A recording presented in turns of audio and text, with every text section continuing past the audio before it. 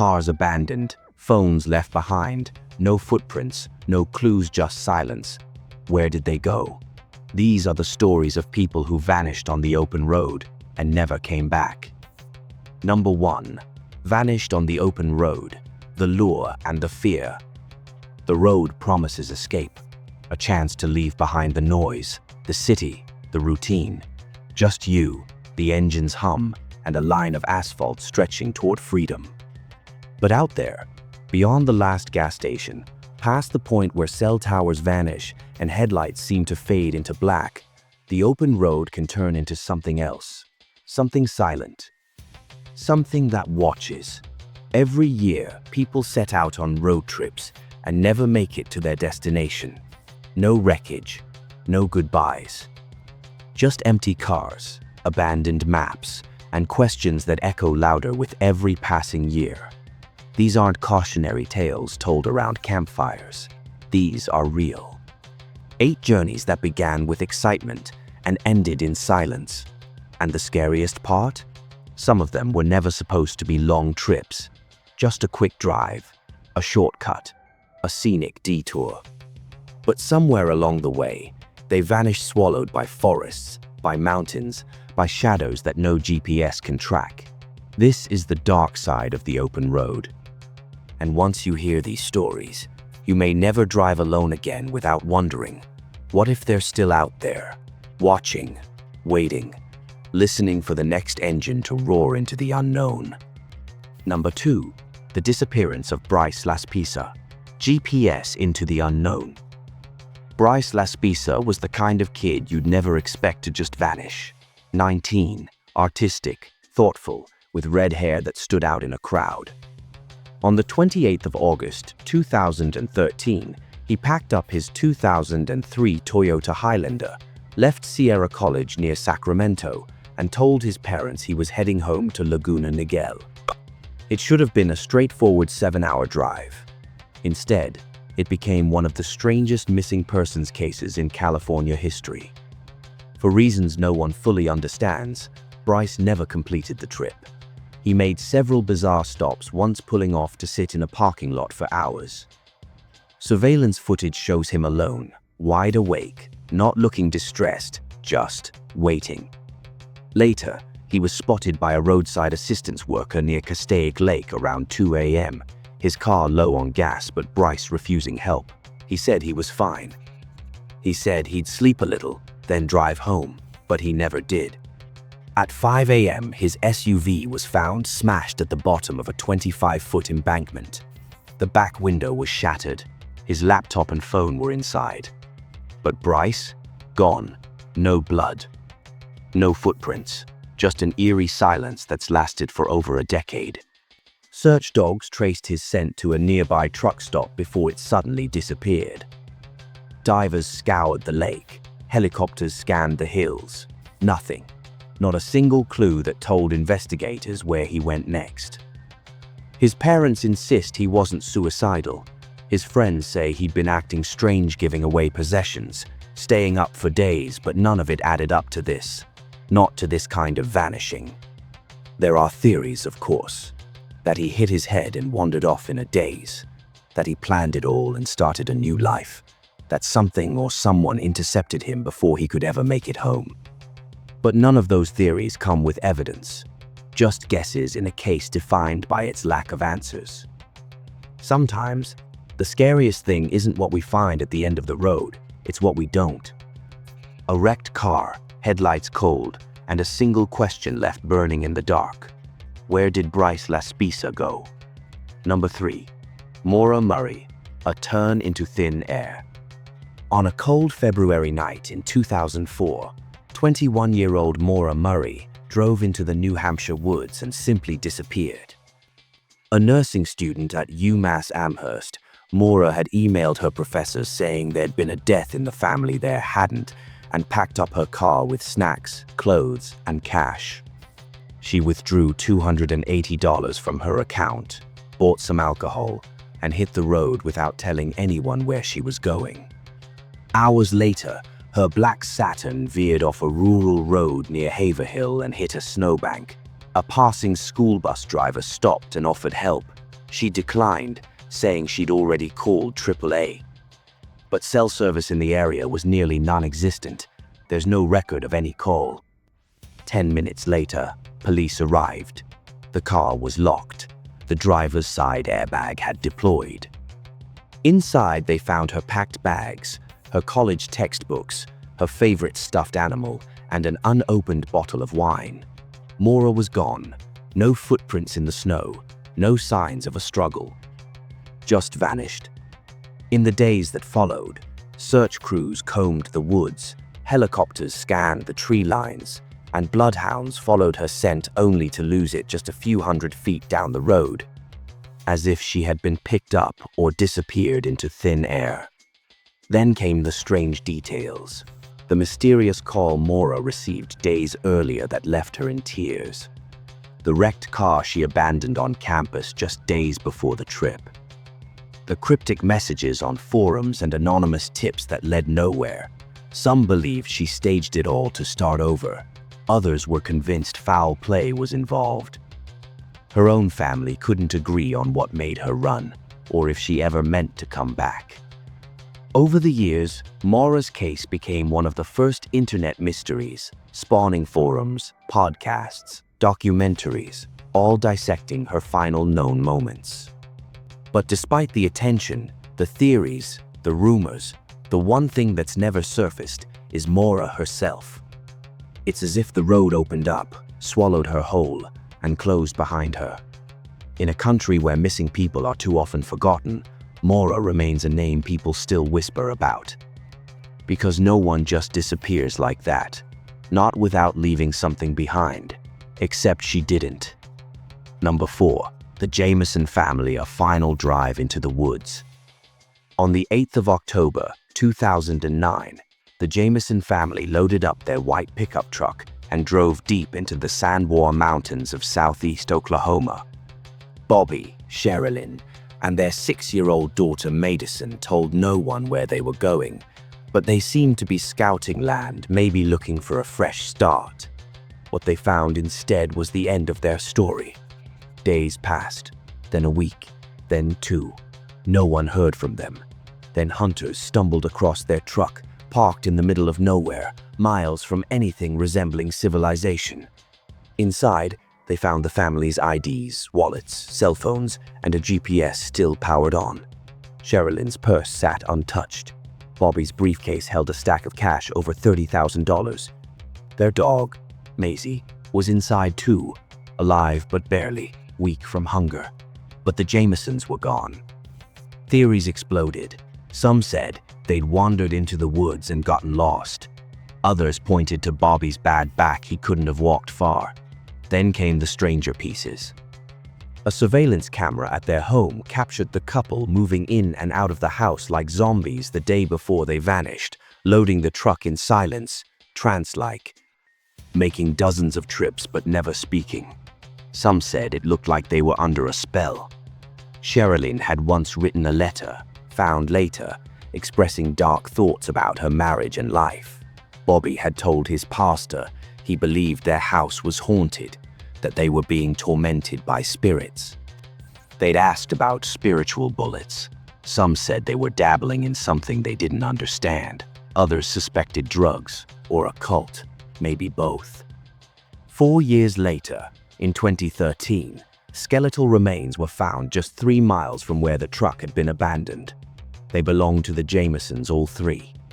The bones were scattered, sun-bleached, ravaged by time and wildlife. There were no clear signs of trauma, no bullets, no stab wounds. Just bones in the brush and the unbearable silence that comes with the end of hope. How did they end up there? Why didn't they run back to the truck? What happened in those dense, quiet woods? To this day, there's no answer. Just a truck abandoned with money no one took, phones no one used, and a little girl's pink jacket folded neatly on the back seat. Whatever happened to the Jamesons, it wasn't random. It felt deliberate, like something had been waiting in those hills. And when the family arrived, it closed in, quiet, cold, final. Number 5. the Springfield three girls gone before the road trip began. The 7th of June, 1992 was supposed to be a day of celebration. Susie Streeter and Stacy McCall had just graduated high school. After a night of parties, they decided to crash at Susie's house instead of driving to a hotel as planned. Susie's mother, Cheryl Levitt, was already home. It should have been an ordinary night. Three women, safe in their own space, getting ready for a short road trip the next morning. But by sunrise, they were gone.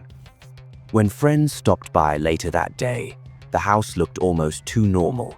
The women's purses were lined up neatly inside. Cheryl's cigarettes, something she never left behind, were still on the table. Stacy's clothes from the night before were folded. The dog was anxious but unharmed. The front porch light was shattered, and a glass globe from it lay on the steps. The door was unlocked. No signs of struggle, no signs of forced entry, just a void where three people should have been. Police initially believed they had left voluntarily, maybe on a spontaneous trip, but none of them had packed bags. All their personal belongings, including money and makeup, were still there. And none of them ever contacted friends or family again. It was as if they'd been erased between one breath and the next. Years passed, rumors spread. Some claimed Susie's ex-boyfriend had ties to something darker. Others whispered about human trafficking. One theory even suggested the women were buried beneath a local parking garage, but excavations found nothing. Polygraphs were inconclusive. Suspects came and went. Tips dried up. The house they vanished from still stands in Springfield, a quiet street hiding an unanswered question. Cheryl, Susie, and Stacy are known now as the Springfield Three, a name etched into cold case files and whispered in true crime forums. Whatever happened that night didn't leave fingerprints. It didn't leave blood or broken glass or a final scream. It left only silence and a haunting question that's never gone away. How do three women disappear without anyone hearing a thing? Number 6. The Yuba County Five wrong turn into the darkness. On the night of the 24th of February, 1978, 5 men from Yuba City, California, Bill Sterling, Jack Madruga, Ted Wire, Jack Hewitt, and Gary Mathias built into a Mercury Montego and drove to Chico State to watch a basketball game. They never made it home. What followed was one of the most unsettling and inexplicable disappearance cases in American history, now known as America's Dyatlov Pass. The men were all between the ages of 24 and 32 and had mild intellectual disabilities or psychiatric conditions, but they were functional, capable, and familiar with routine. They had a game of their own the next day and were excited about it. They stopped for snacks after the game receipts confirmed it, and then they vanished. 4 days later, their car was found abandoned on a remote mountain road in Plumas National Forest, 70 miles off their route. It wasn't stuck. It wasn't damaged. It looked as though someone had simply turned off the ignition, stepped out, and walked into the wilderness. The snow was thick. Temperatures had dropped below freezing, but the car's window was left down. Search teams scoured the area, but the terrain was brutal, and snowfall erased most tracks. Months later, as the snow melted, a forestry worker stumbled upon a US 10 Forest Service trailer deep in the woods. Inside was the body of Ted Wire, lying on a bed, wrapped in 8 sheets. His feet were badly frostbitten, and he had lost nearly 100 pounds. His beard had grown 4 inches, suggesting he survived for weeks. Food supplies were nearby, cans of meals and powdered food, but they had barely been touched. The trailer had a working heating system, but it was never turned on. Outside, in the forest, the remains of Sterling and Madruga were found, scattered, and partially consumed by animals. Days later, Hewitt's bones were discovered. But Gary Mathias, who was diagnosed with schizophrenia but was doing well on medication, was never found. His shoes were in the trailer, No one knows why. Why had they driven so far off course? Why didn't they eat the food? Why didn't they start the fire? What happened after they left the car? Every answer raised more questions. To this day, the Yuba County Five case remains unsolved. No suspects, no clear motive, just 5 men who took a wrong turn and stepped into a mystery that has never let go. Some say they panicked. Others believe they were chased. Whatever happened in those frozen woods, it didn't make sense then, and it doesn't make sense now. Number 7. The disappearance of Dior Kunz, a family trip gone wrong.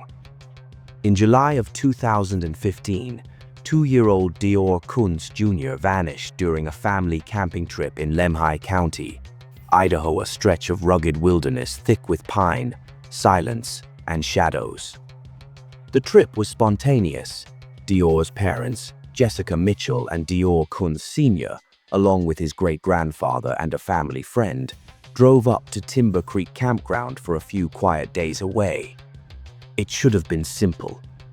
A campfire, some fishing, a break from routine, but within hours, everything unraveled. According to the parents, they'd only taken their eyes off Dior for minutes. He was playing near the campsite, then gone. No sound, no cry, no rustling through the woods. Just a chilling absence where a child had been moments before. Search teams flooded the area, volunteers, helicopters, bloodhounds.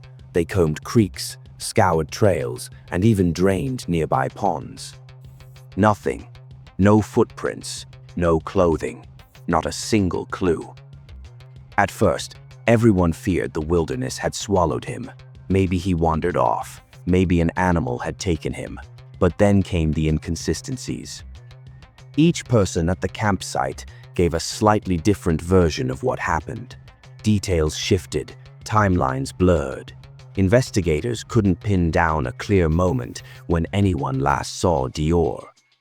His parents claimed they thought the grandfather was watching him. The grandfather said he thought Dior had followed his parents. The friend gave a vague account. No one could agree on who was responsible in that crucial moment. As days turned into weeks, suspicion turned inward. Cadaver dogs hit on the area around the campsite not once, but twice, yet no remains were ever recovered. Dior's parents took and failed polygraph tests. They stopped cooperating with law enforcement. Theories spread: a staged accident, an abduction, a cover-up. But without a body, there was no crime scene. Just an empty space in the woods and a boy no one could find. Years later, the case is still open, still cold. The campsite is still there, silent and unchanged. Campers pass through, unaware of the shadow that lingers. No one knows if Dior died in those woods or if he ever left them. The official story remains what it always was: a family trip gone wrong. But there's something about the way the wilderness holds its secrets. It doesn't lie, but it also doesn't give up the truth easily. And sometimes, the people searching for answers are the ones who know more than they say. Number 8. The vanishing of Brandon Swanson, a call from the void. On the night of May 14, 2008, 19-year-old Brandon Swanson was driving home to Marshall, Minnesota, after a small celebration with friends. Just after midnight, his car veered into a ditch near the tiny town of Lind. Unhurt, he called his parents for help, frustrated but calm. He told them he'd try walking toward the nearest town, and they agreed to meet him on the road. They stayed on the phone with him as he walked 47 minutes of conversation, guiding them through the dark.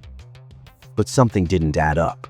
He described lights in the distance, gravel roads, and fences that didn't match where he said he was.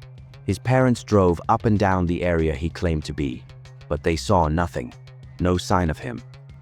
Just static night and endless farmland.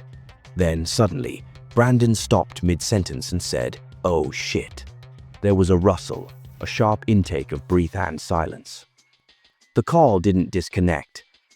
It just stayed open, but Brandon never spoke again.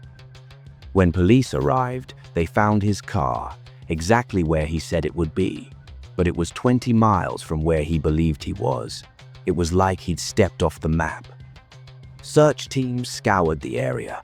Dogs traced his scent to a field, then to the edge of a river, but the trail vanished. No footprints, no clothes, no body. Every year, volunteers still search that stretch of land, walking the same paths, scanning ditches, hoping for something, anything. The theories are endless. That he fell into the river, that he was abducted, that he tried to hide and succumb to the elements. But none of them explain the call, his calm voice, that last panicked exhale. No one has seen Brandon since, but somewhere out there in the dark farmland of Minnesota, his last words still echo. A young man, lost in the dark, trying to come home. A voice reaching out into nothing and never coming back. Number 9. The Panama Girls into the jungle and never out. In April 2014, 2 Dutch students, Lisanne Froon and Chris Kremers, set off on what was meant to be a short hike near the town of Boquete, Panama. The 21 and 22-year-old had been staying at a remote hostel in the mountains, working with local children and exploring the cloud forest in their free time. That day, they left just after breakfast with a backpack, a camera, and 2 phones. They never returned. At first, locals assumed they got lost. The trail was dense, winding, easy to misjudge. But days turned into weeks. No trace. Then, 10 weeks later, a local woman stumbled upon Lisanne's backpack sitting neatly on a rock beside a river. Inside were both their phones, dry and carefully packed, along with their camera. That's when things got stranger. The phone showed dozens of failed attempts to call emergency services, over 90 tries in total, starting just hours after they vanished. Some calls were made with no signal. Others connected briefly before cutting off. Then the phones went silent.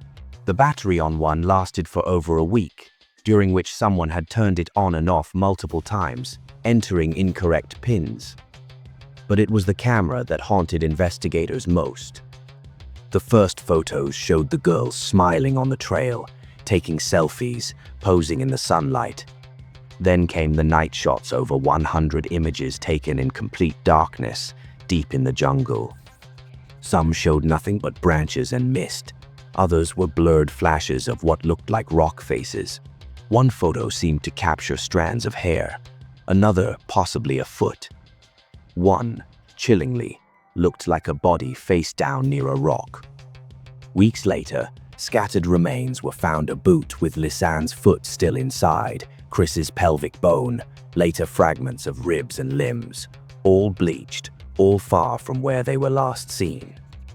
No sign of animal damage, no clear cause of death. Was it a tragic accident, a misstep followed by panic, or something far more sinister? The jungle keeps its secrets well. It swallows sound, hides footprints, and makes time feel like a myth. But the backpack found perfectly placed, the haunting photographs, and the sheer wrongness of the timeline, they suggest this wasn't just 2 girls getting lost. It was something else. Something no one has been able to name. Number 10. Beyond the road, where do they go? There's something about the open road that invites possibility, and with it, danger. Each story began with motion, a drive, a plan, a path forward.